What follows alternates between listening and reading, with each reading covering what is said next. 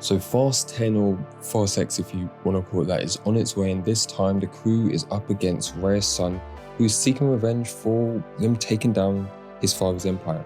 A pretty decent, simple revenge story, but it kind of feels, even though with how many people they've added to this from Brie Larson, Jason Momoa, and all the others, kind of feels that they're still missing out on one. Of course, here I'm talking about the person who put the final nail in the coffin.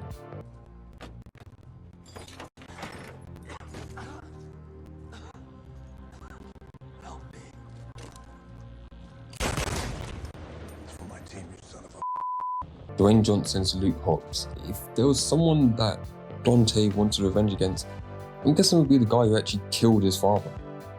So where is he?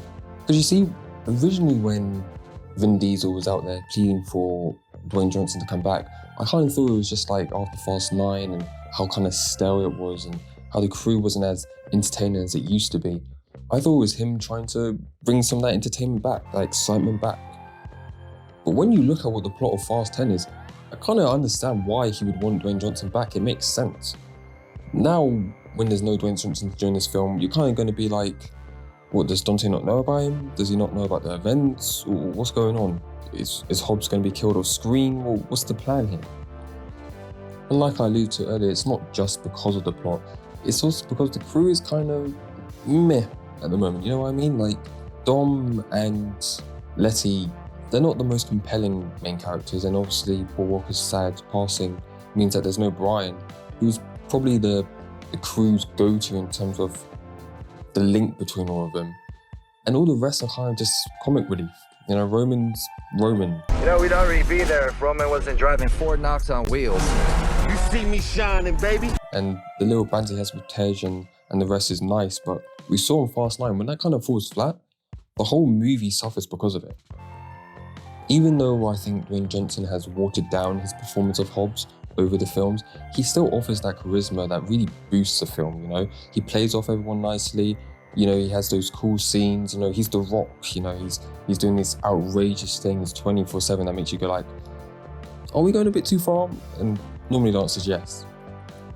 I think they tried to ease his departure in Fast 9 with John Cena, but John Cena is just like a white dom, so I don't understand what they're trying to do.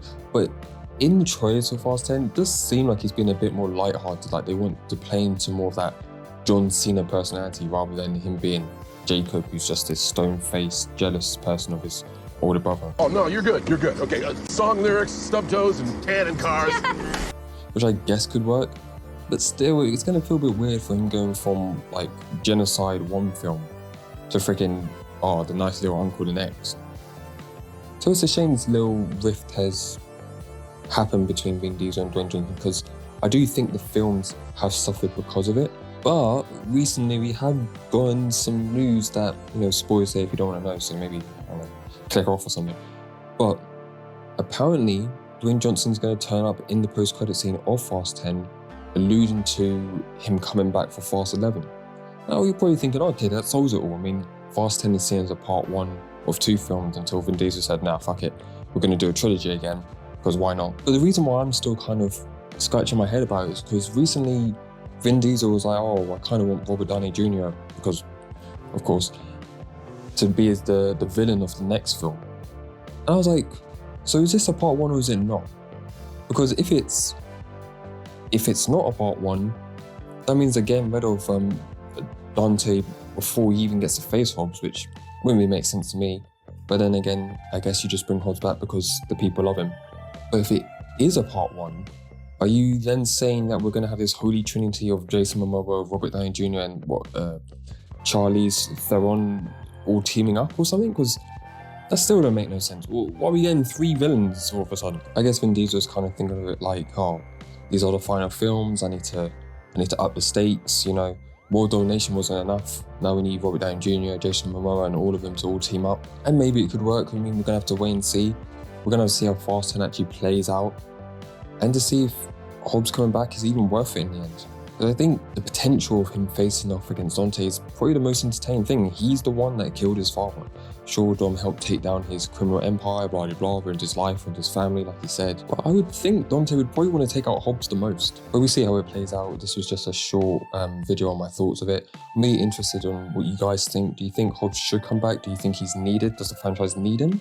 Does Dwayne Johnson need the franchise more?